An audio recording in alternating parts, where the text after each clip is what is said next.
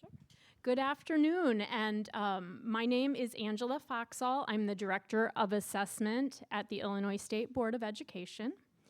And the purpose of today's session is really to give you some information about the different score reports that students get when they take the Illinois required state assessments, as well as to answer questions and just kind of think through how those state assessments also relate to the other assessments that students may be taking in their schools and districts. There are some sample score reports in a variety of languages. Up here, I have some access score reports. That's the English Language Proficiency Assessment. I have some ACT and pre-ACT score reports, as well as the Illinois Assessment of Readiness and the Illinois Science Assessment, and feel free to get up at any time and grab those. I also have embedded some links in the presentation that would take you to sample items or practice tests. Since we won't have time to navigate through all of those today, I did leave a piece of paper up there if you want to put a name and email. I can email you a PDF of that so that you could directly access those links afterwards.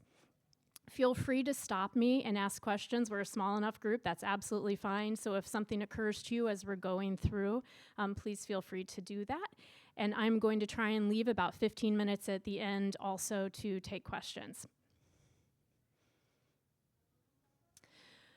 So the idea of state assessment is probably embedded in with a lot of other different types of assessments that you may see coming home from school with your students. But at the heart of it all, an assessment is really the process of gathering that data to measure skills and learning.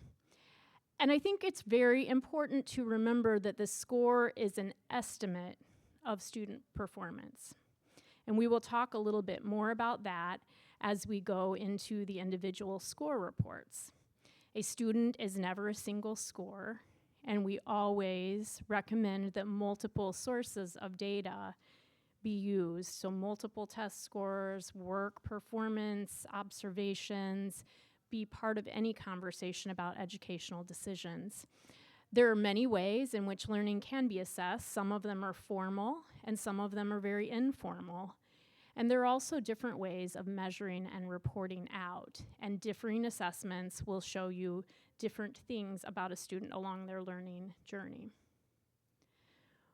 One of the first things to really think about when you look at standardized assessment in particular is what type of score is being generated. Are you looking at a score where the criteria, the target is very clear? It's anchored to a standard or a set criteria against which a student's performance is being measured? Or is it norm referenced, meaning that the assessment results are presented in a way that compares a single student to a group of their peers? So that would be more of the rating and ranking percentiles. Ideally, there is a balanced assessment system that's existing that has elements of all three. So formative assessment practices, and we will go more into that in just a moment. Interim assessments, those are those that take place several times a year at different intervals, sometimes called benchmarking. And summative assessments, of which our state assessments are part of that group. So formative assessments are really intended to monitor and to adjust instruction over time and to think about learning progress. And it may take a variety of shapes and forms. It occurs frequently during regular classroom instruction, and it may be any type of observation during discussions or unit tests, perhaps. It could be lab reports. It could be graded assignments. It's basically any piece of feedback and information that a teacher is gathering as they are teaching to help inform the practice of teaching. Interim or benchmark assessments, these are just a few of the many that are available that schools and districts will often purchase and administer. Some of them may be more familiar than others to you. Many districts use the NWEA MAP testing. Renaissance Star, Propel. iReady, FastBridge, and then some districts develop their own in a particular content area, and they administer and track either school-wide or district-wide. These usually happen 2 to 4 times a year, usually sometime at the beginning of the year to get a baseline, and then throughout the year. And they may measure on different things, and the results may be presented in different ways. So whereas our state assessments measure the Illinois learning standards, each of these individual assessments is likely to have some connection to those standards, but they may measure them a little differently, or they may be anchored to a more global set of standards because they are used across multiple states and serving multiple purposes. Some of these assessments will also give you a sense of where a student is in relation to a grade level, meaning it may measure below the grade level and it may measure above the grade level, whereas our state assessments, which are considered to be summative assessments, are directly related to the grade level state standards, the Illinois learning standards at that grade level, and they're not going to measure into a preceding grade or into a former grade level, preceding grade level, or into a subsequent grade level. The content is intended to be right alongside the state standards for that grade level. These are the Illinois Assessment of Readiness, the Illinois Science Assessment, this year the pre-ACT 9 Secure, pre-ACT Secure, and the ACT. And we also have the English Language Proficiency Assessment, which is the Access Assessment. And these usually occur one time a year, typically towards the very end of the year or near the end of the year. Many of our state assessments take place during the March and April timeframe. And that is so results can start getting back to districts over the summer. They don't always make their way to parents until the fall. Generally, that is when the individual student reports come back, but districts can start looking at preliminary data that way in the late spring or as the summer months. For access is kind of the exception. It happens between in a January-March timeframe in Illinois. So here again are our state required assessments. And these assessments are primarily intended to be used at the aggregate level or the group level. So the results aren't going to have as much granular information as you might expect from even one of your interim assessments or from a classroom assessment where there's a lot of feedback. There's less individual feedback here, but the idea is really that schools and districts can look at the information and think about how they are resourcing, how they are spending their resources, and where there's room for improvement, and what things are going well. The Illinois State Report Card is published at the end of every October, and it contains information about how schools and districts do on a variety of measures, but the academic standards measured by the state assessments are part of that data. And there are a number of supports and accommodations that are available, but they do differ by assessment. So for our 3 through 8 assessments, there's a lot more flexibility in terms of the accommodations and supports that are offered. In grades 3 through 8, for math and science, there is trans-adapted Spanish text available to students, so they may take the test either in English or in Spanish. There's also text-to-speech available for math and science. For math, it has to be pre-selected. For science, it's embedded. So every student, when they get into the grade 5 and 8 science assessment, has the opportunity to turn on or off the text-to-speech and listen to it. Word-to-word dictionary is an approved accommodation or support for each of our assessments, but you will note that for ACT, because it also serves the purpose of being a college entrance exam, those supports are directly approved by ACT for use as a college reportable score. Same with translated directions and extended time for ACT. And additional supports are available for students who also may have an IEP or a 504.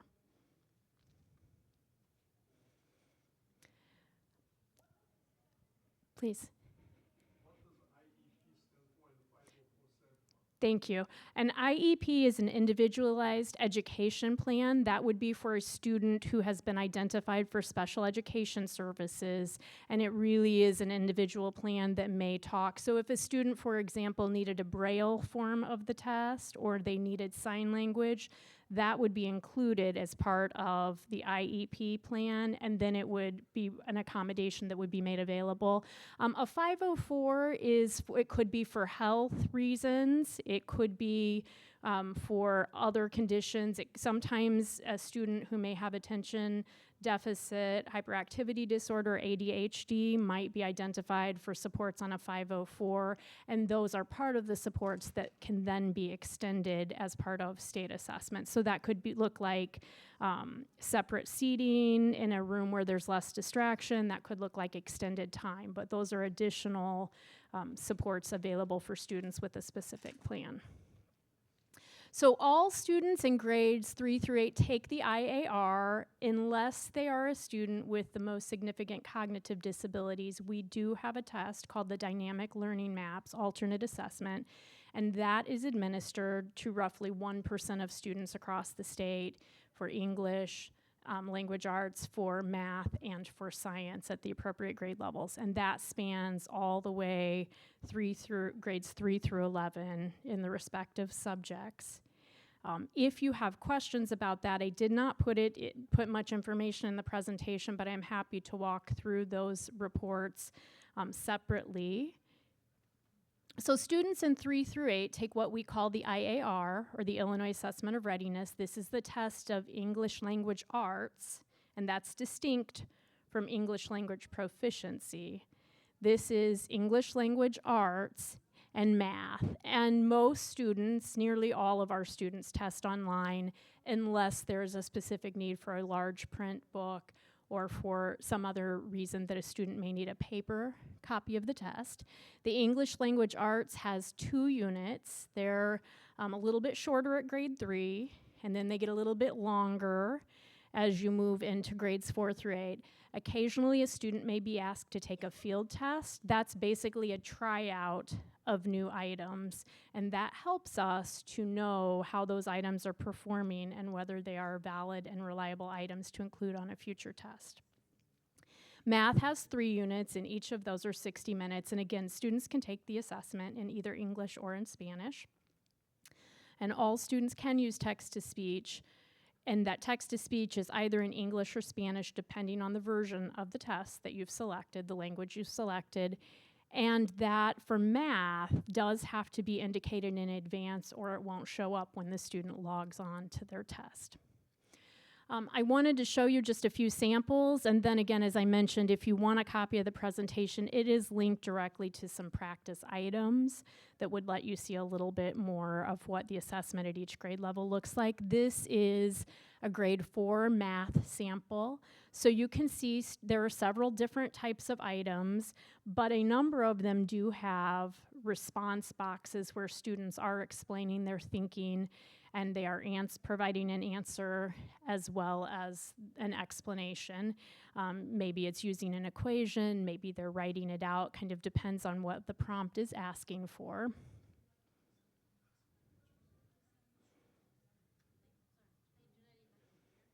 They do, yes. The question is about using a computer. I would say 99% of our students use computers, only those who have a special education plan that calls for something other. They are allowed scratch paper, so they can certainly write out and draw out, sketch out what they're doing before entering in.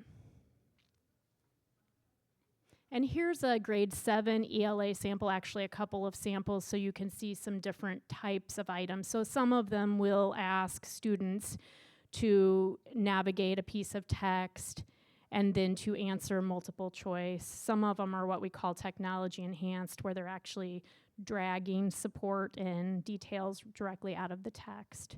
And then some of them are constructed response, where they are reading something and responding to it. A large part of the English language arts test at grades 3 through 8 involves writing in response to the text that students are presented with. So that is a skill that they're asked to demonstrate quite frequently on that ELA test.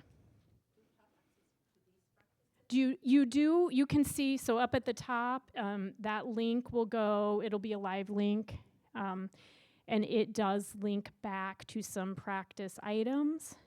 There are about 10 at each grade level. There's also on that same page a digital item library. That's where these were copied from, that you can put in a specific grade level and content area and look at some other sample items as well. Yes.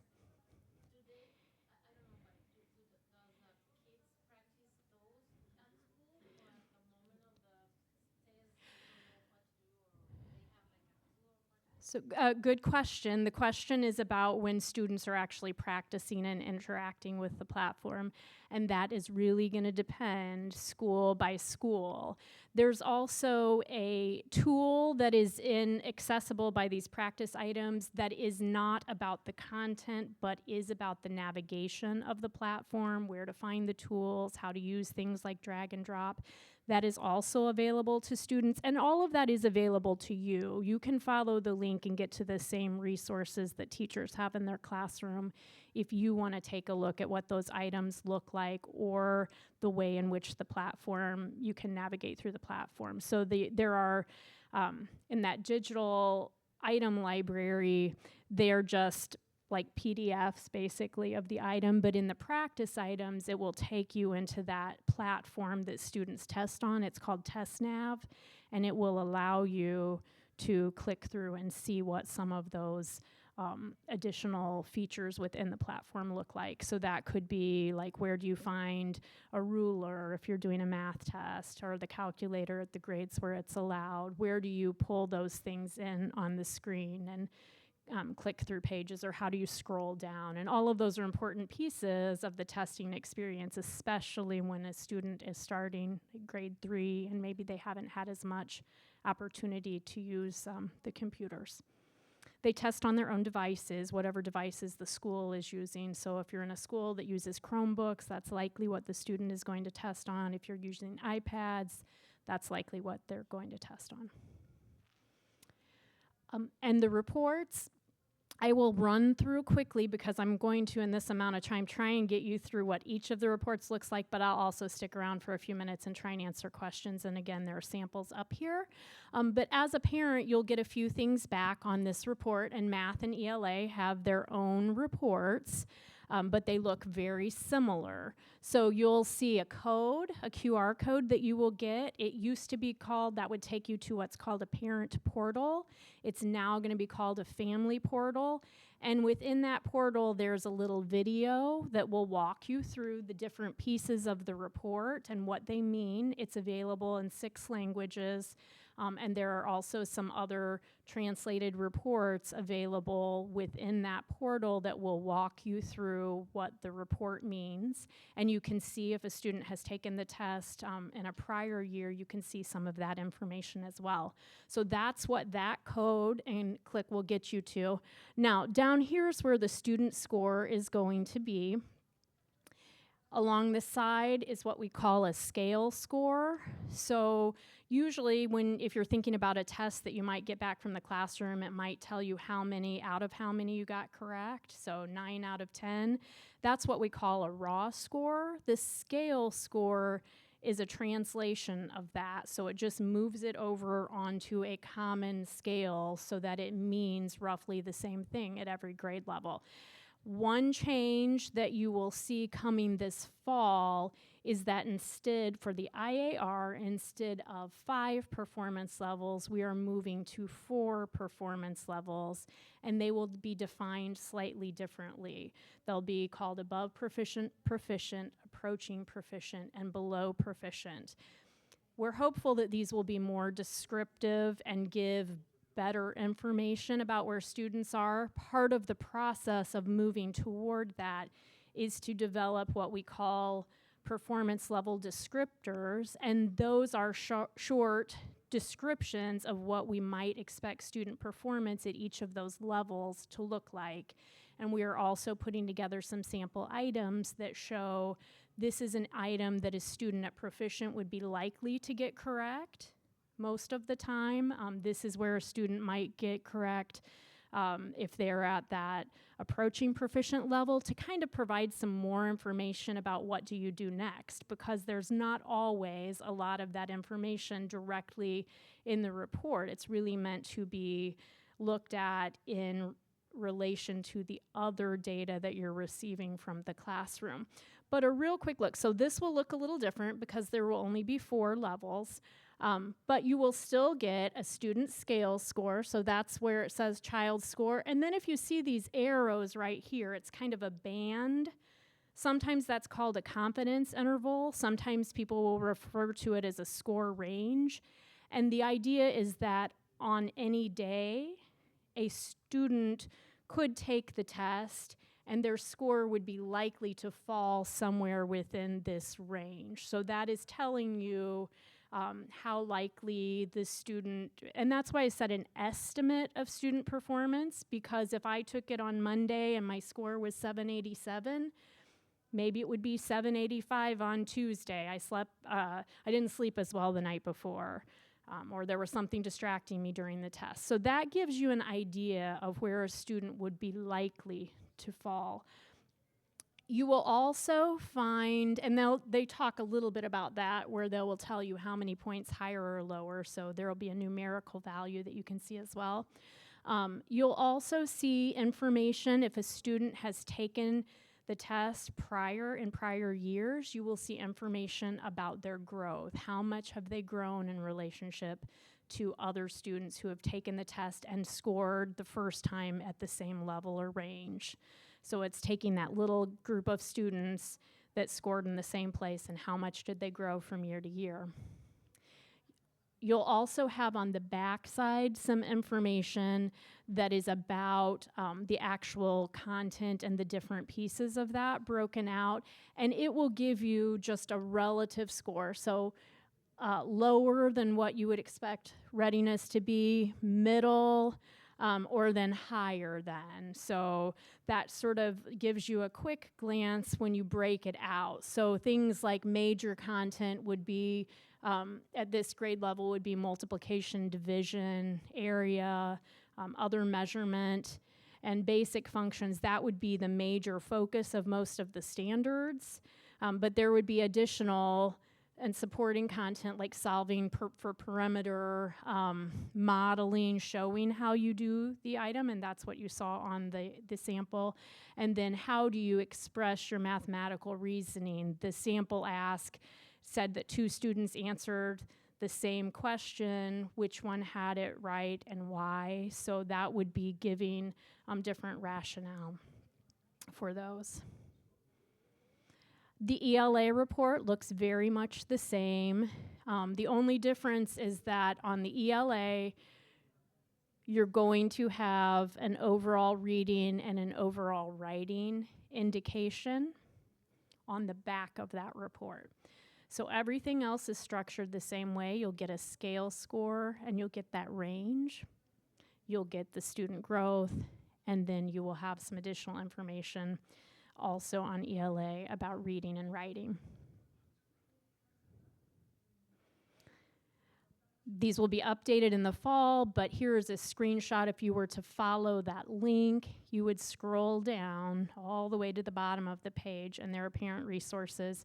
And this is another way that you can find what's printed out here are sample shells of those reports in a variety of languages, and there are also some interpretation guides available in 10 languages, and then the family portal, which you'll also have access to based on that link in your report. The Illinois Science Assessment is given on the same platform, so that same TestNav platform, so the student experience and navigation is very similar. It is testing over the Illinois science standards, and it is given at grades 5 and 8. It includes content and standards from grades. The grade 5 assessment includes 3rd, 4th, and 5th grade standards, and the grade 8 assessment includes 6th, 7th, and 8th grade standards. There are 3 units, and students are given up to 120 minutes. Most of the time, we see students completing in about 45 minutes. And it is available in English or Spanish, and the text-to-speech is built into this platform. So when a student gets in, the text-to-speech pops up, and they can use it or not. It is their choice. The science assessment, there is much less information out there about that right now because the test for the IAR has been around quite a bit longer, but there are some sample items, and these are some that we will be including in the samples to accompany the performance level descriptors, but this would just give you a quick idea. This is a grade 5 sample from Earth and Space Science, so many times students will be looking at a diagram of something or charts or some data and then answering a multiple choice question. There are a few constructed response. Those are the ones where students will write a little bit of their own answer. There are a few of those on the science assessment. And again, there are some practice items available for the grade 5 and 8 assessments. The report looks similar. And there are already 4 levels in science. Those are likely to shift a little, and they will be renamed. We are trying to get all of our assessments 3 through 11 to share the same number of levels and the same meaning, so that when you think about what proficient means, it doesn't mean something totally different for science at grade 5 than it does for ELA at grade 8. The content will be different, but the meaning of those levels will be similar. On the science, again, you have access to a family portal. You'll have the same sort of scale score and the range, that confidence interval. And you will have some information about each of the separate domains, which are life sciences, physical sciences, and earth and space sciences. So you'll have a little bit of information. You'll have the scale score, and you'll have the average scale score across the state. So you have something to compare your student to the state average in those domains. And then when I mentioned norm referenced earlier, you'll also have a percentile rank. So that is, in this case, a student percentile rank at the 99th percentile means that the student scored at or above 99% of students statewide. This is based on the set of criteria, which are the state standards. Again, the website will look very similar. Then you'll scroll down on the ISA page, and the same information will be available to you. So those are our 3 through 8 assessments. At grades 9, 10, and 11, this spring, we made a shift from what was the SAT suite of assessments to the ACT suite of assessments. So students took what's called the pre-ACT 9 Secure at grade 9, the pre-ACT Secure, which is the grade 10 assessment, and then the ACT with writing at grade 11. This is just a breakdown of how many minutes students spend, and this represents the order in which they take those assessments. Most students take them in one day. Some students do test across multiple days if they have accommodations that require that they do that.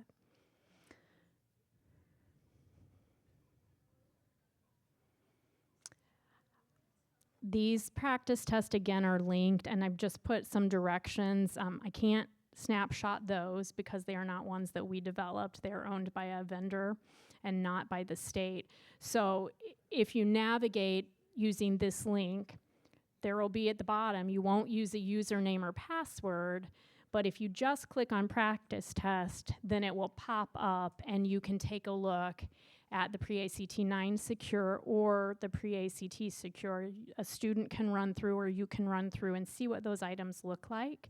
They are all multiple choice items for the pre-ACT 9 secure and the pre-ACT secure.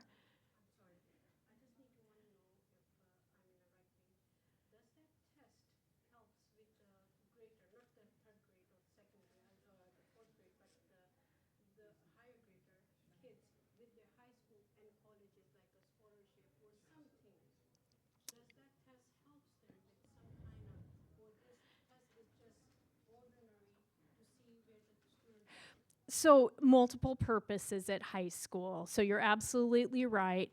Now, not as much the pre-ACT 9 secure and the pre-ACT secure. It will give you some information about how students are progressing towards that college and career readiness. It is aligned to the Illinois learning standards and that it's expected to measure those same standards. It does look quite a bit different from our 3 through 8 test. Our 3 through 8 test has students do a lot of writing in response, explaining their thinking, or doing written pieces. This does not, but this does feed into the ACT that they take at grade 11, and at grade 11 they get a college reportable score that can be sent. So these two tests kind of lead in, and if you took them in order as a 9th grader and then a 10th grader, which students are required to do, you would have a sense of where, a prediction as to where you may perform on the ACT. These tests are administered on the same platform that students are using at grades 3 through 8 currently. So they're also in TestNav. So a student that kind of learns how to navigate that platform at grades 3 through 8 is going to have a similar experience in terms of just where is this button, where do I click to get here? So some familiarity there. Again, there are some reports up here. I will just run through this quickly because I have some blown up screenshots of the ACT and it's much easier to see than it is on here. But one nice thing about the pre-ACT 9 secure and the pre-ACT secure given at grade 10 is that it does generate some specific feedback and suggestions kind of for next steps for students. So if I didn't score as well here, what are some things I might want to think about doing in preparation for the next time I test at the next level? And these are specific to where the range in which a student scored. So if you picked up one of the interpretive guides, it will, at the back of it, it actually has, you know, all of the different combinations of comments or suggestions that a student might receive there. I'm gonna pop around here real quick just so I can point a little bit better. At the top, and this will look similar for the ACT as well, but at the top a student gets a composite score. That score, so up here it's 19, that is a combination of the reading, English, science, and math. So that is telling them overall, if I combined all of your performance, what would that look like, the average of that.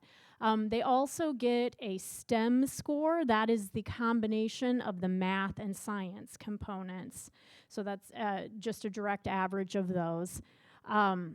We will, on the state side, calculate an ELA score for grades 9 and 10 that will be based on the English and the reading. That is because there is an ELA score on the grade 11 test. At the grade 11 test, there is a writing component, and it combines all three of those. So that is the criterion-based piece of it. These are the standards students are being tested against. Here's the score that they receive. In this case, 19, 17, 19, and 21 in the composite. And then the same thing that you had the same thing that you saw on the IAR and ISA, this is that score range. This is showing you how likely the student would be to fall in that particular range. This also contains a little bit of norm referenced information. It's going to tell you how a student ranks according to US scores. So where a student would be in your student in relationship to that.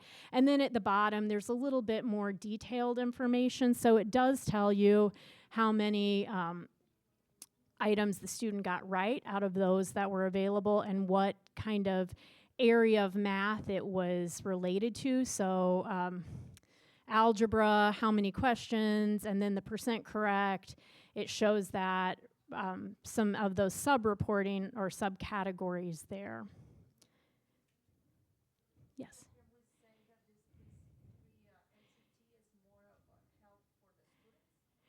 It,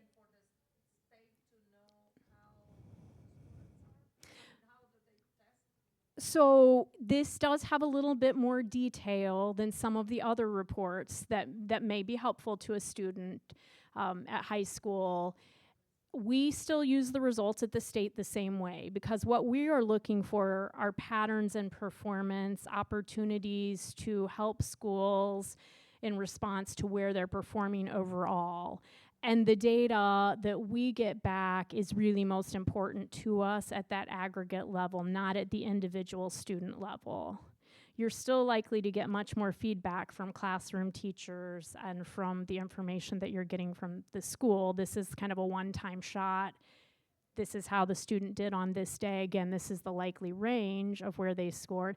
And then if you see these little marks here, and on the ACT report, you'll be able to see a little bit better. These are the benchmarks that ACT has set, saying that this is where a student would be on track to be college and career ready if they were performing at that level.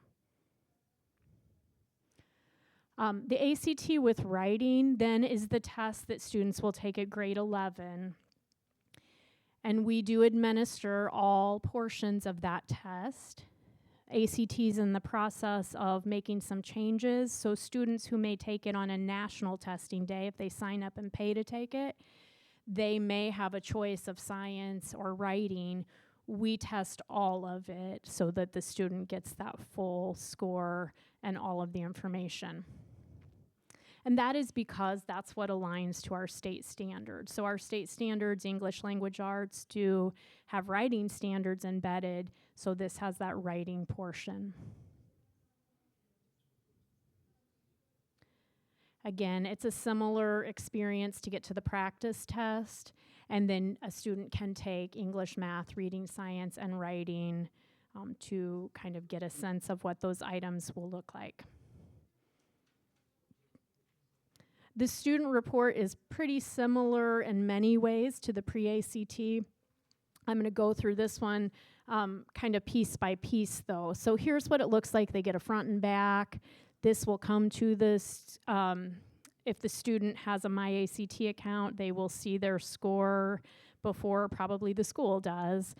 If not, the school will then send the reports, the student reports, to the student.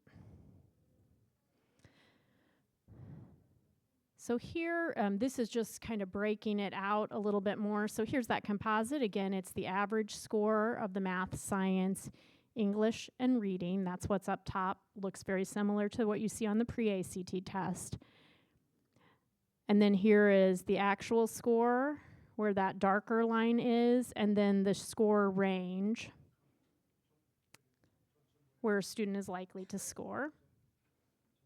And that range typically on the ACT is about 1 point above or below for the composite. They've got a much smaller scale than many of our other assessments. And then it's about 2 points for the STEM, the ELA, and each of the individual tests up above or below.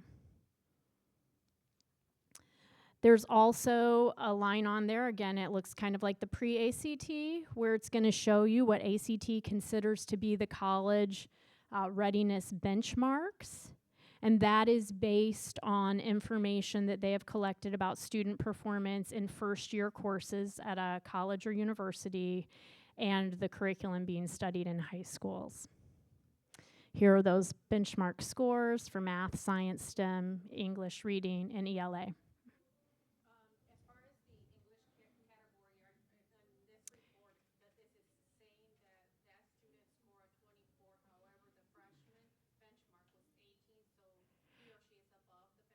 So this one, yeah, so on this English, the benchmark that ACT has established based on their research is 18. And that means the likelihood that a student would receive like a B or a C in a freshman level course at a university or college. And this student in this example, yes, did score above that benchmark. Mm-hmm.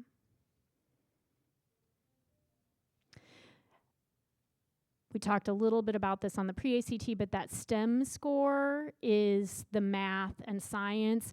It is used primarily if students are using it as part of their college entrance. It has a little bit higher benchmark than most of the other tests. So the STEM benchmark is 26.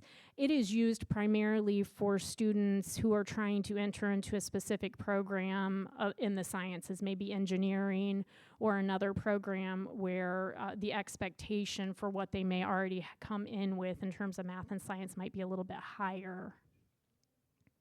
And the ELA, again, is a combination of English reading and the writing portion. You have the comparative information, that norm referenced US, and then there's also one at the state level. So you can see on the ACT in relationship to students who took it across the state. Now, that can be a little misleading because we give it to all students who are grade 11.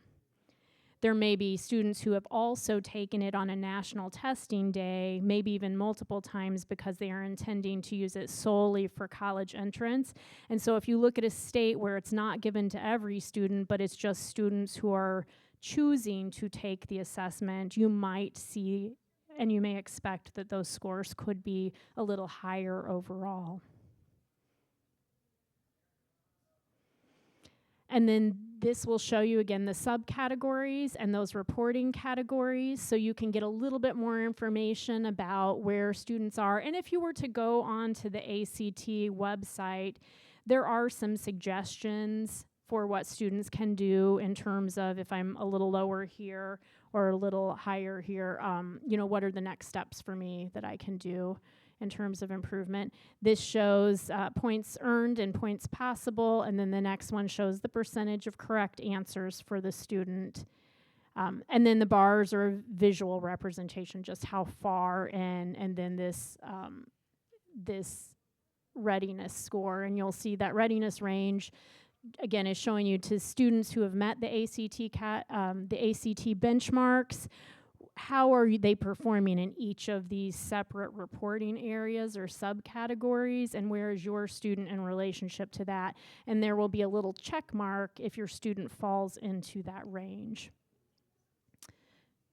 And then if your student has entered information about, there's a little bit of an inventory, what sort of things are you interested in, then you will get some information back on the report about what kind of career, so they kind of base it on your score and on what you've indicated as preferences. Here are some things that you may want to think about as a potential career.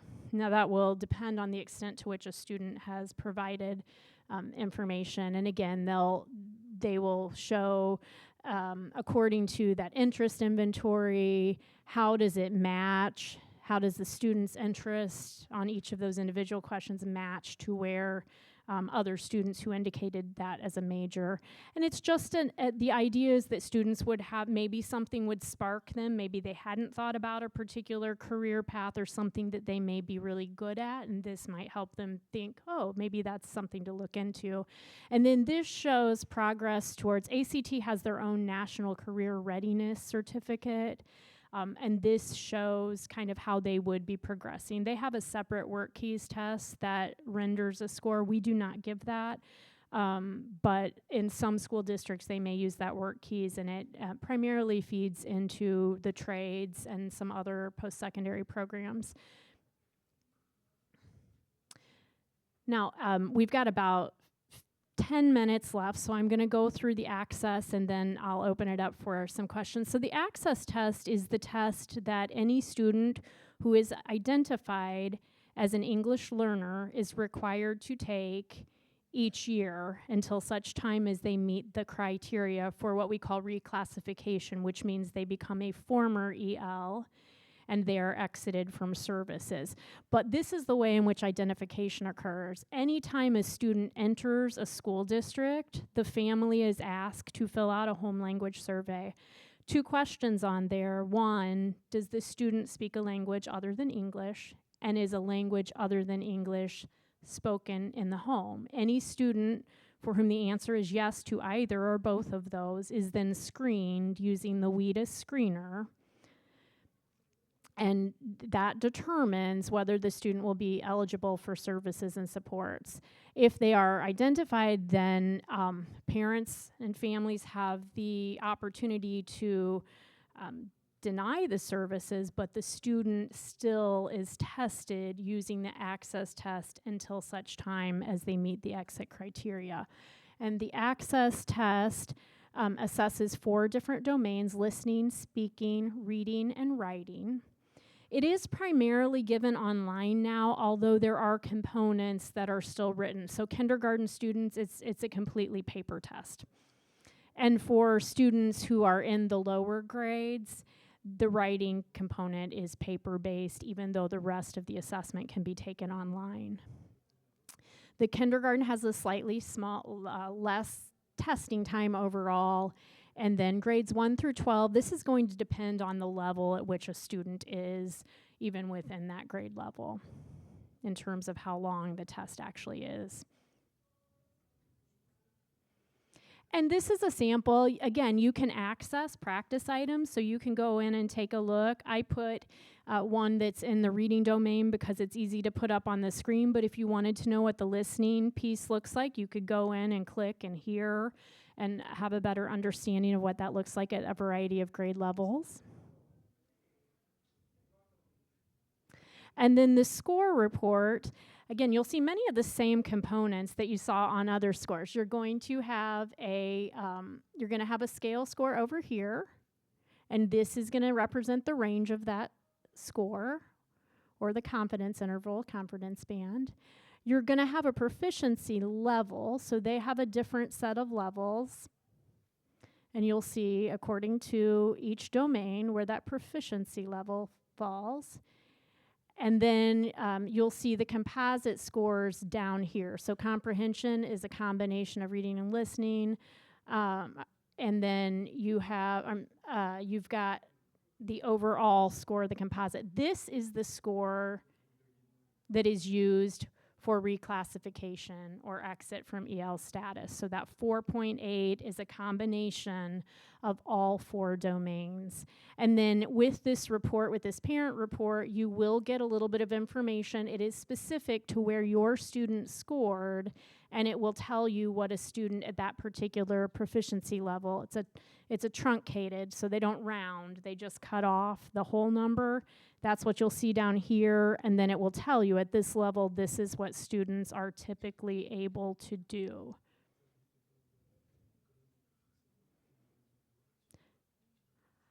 There is really good news too, because our multilingual former EL students are amongst the highest performing subgroups on any of our state assessments. It really speaks to the power of being multilingual and how students get that information and learn to process in multiple languages. We really see a great benefit to students once they've acquired both languages, and that shows up in their state testing results. Yes? Can we go back to the IR math? I've always Sorry for puzzled by how to use the quantile. Oh, the quantile piece? Yes, so, and to be, oops, that's ELA. Yeah, so in ELA you get that lexile, and it kind of tells you about reading level based only on length of word and length of sentences, so some of those quantitative pieces. The quantile is a little more complicated, and really going on their site is the best way to look at it. It really is kind of a map of what skills are predecessor skills, what skills come before and what skills come after, but it's not like that Lexile level. It's not like you can go and, you can go into the library and find books at a Lexile level. The quantile is a little more complicated. It doesn't really tie directly to one singular thing that you could say, okay, here's a resource at this quantile level. They have some information on their website. And the Lexile and quantile you may see on other assessments coming home. If students are doing like Ames Web at school, then they are probably getting some of that information.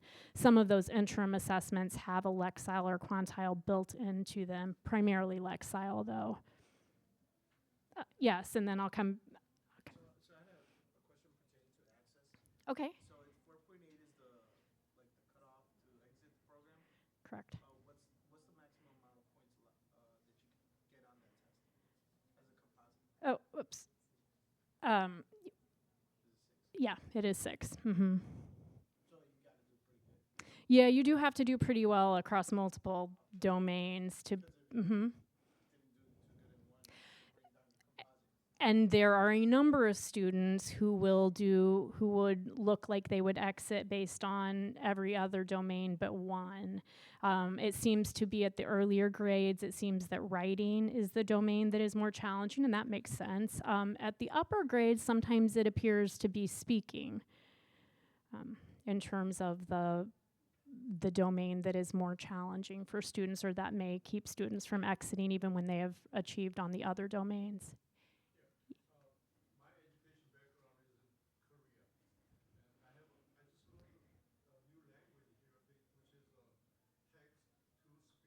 Yes. It's new language. Yes, so I'm glad you asked that. So text to speech is that a student would have the headphones on and the computer would read the words. So a student could visually read them, but they would also hear them being spoken. So similar to what you might find on some websites now, and since COVID, we see a lot more of those being used in the classroom where students are listening to the information at the same time that they're reading it.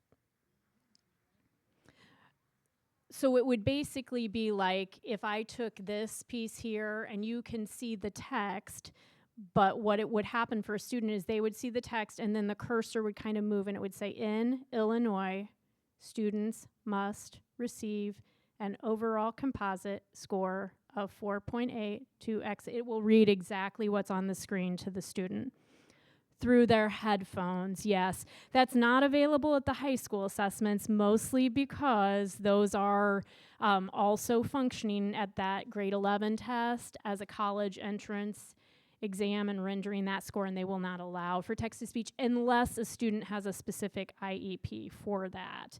In that case, the student can access it on certain portions of the test. Now, we do not allow text-to-speech on English language arts because the thing that we're trying to measure is a student's ability to visually decode and comprehend the text. So unless a student has that IEP, that individual education plan for special education, they cannot access text-to-speech on English language arts assessment.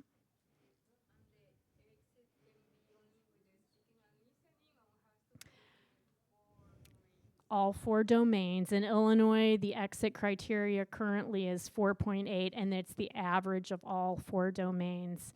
So you could score higher. I mean, this particular sample isn't a great example, but you could score at the 5 or 6 level all the way down except in one domain, and if that domain score was low and the average fell below 4.8, you would not be considered to have met that criteria yet.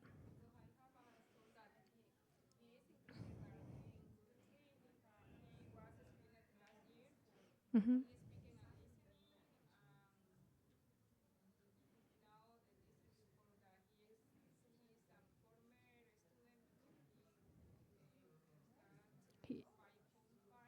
Okay. Mm-hmm. We're asking for the full domains, all 4 domains. Mm-hmm. We'll go here and here. Map testing. It is not. That's a good question. And I didn't go into that because it can get kind of complicated. But the question is about, is the IAR computer adaptive? And what a computer adaptive test, there are a couple different kinds. But MAP is one that if a student, it senses a student's pattern of response and then it gives it an item. That's what drives the item selection. So if you think about it, they've got a big pool of items and it's picking out the one that is kind of meeting where the student is. In part, on that particular test, it is because they are looking for how far a student can go or how far below. Because our test is over the state standards for that particular grade level, all of our items are going to be associated with those particular standards. Ours is what we call a fixed form test. There are multiple versions of it so that, across the state, over 1 million students are not getting the same test forms. There are different test forms, but they are all fixed forms, so it's one set of items. Mm-hmm.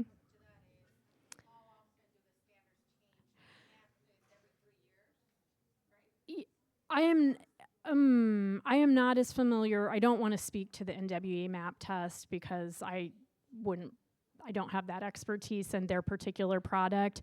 The state standards, though, we've had the same state standards for over a decade.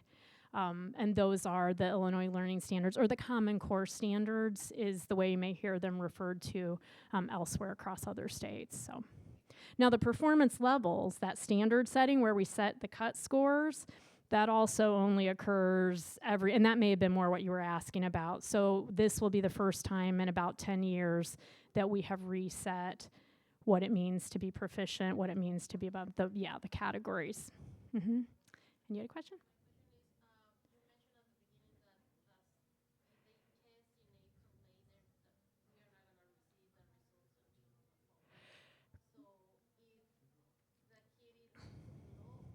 Mm-hmm.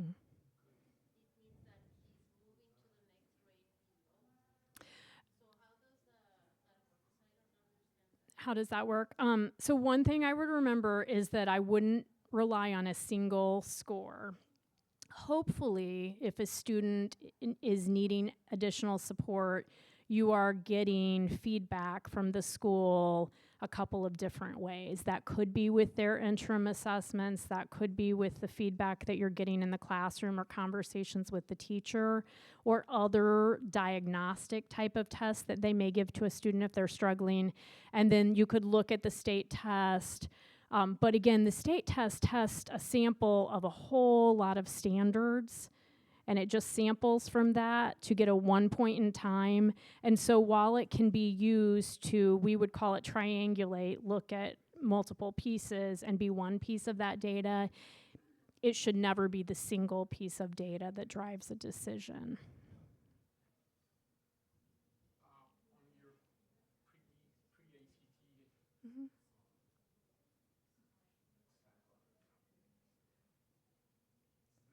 I think you kind of spoke about it, but probably I missed it.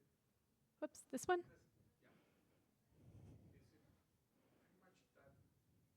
it pretty much the same standard as the ACT? Is it comparable? Like if I see whatever score that the same score the student would get on the regular ACT exam? Yeah, they actually have. So again, we use it in consideration to our state standards, but they also link it to their series of tests. So I take pre-ACT 9 secure, I score like this, then they expect I'll score. So this is showing like a predicted ACT score based on that pre-ACT. So if I scored here on the pre-ACT, they are saying, if I had a 19 composite, they are saying I'm likely to have a 20 to 23 as my composite on the ACT right now. That's what it looks like I'm tracking towards. So, for example, if my student, I'm making up something. Mm-hmm. She's interested on going to UIC, and then UIC is requiring whatever ACT range. Mm-hmm. This would be a good indication if she's on track or not. Yeah, Yeah, it should be. It should be because these tests are developed by the same vendor and they are linked to be predictive. So they are supposed to say if you're scoring here right now, you are likely to score here next year and here on the ACT. So they should be a good predictor. And they should also tell you, that's part of why they include some of this additional information, these ideas for progress. If I'm not as strong in one place and I want to improve my score overall, here are some ideas in those particular areas. You're welcome. All right, we are at the end of time. I will stick around if anybody has a specific question. I'm happy to try and do my best to answer, and feel free to take copies of anything you want if you want them to take back to school. Otherwise, I'm lugging the box home, so it's yours. Yeah, you're welcome. You're very welcome, and feel free to contact us anytime.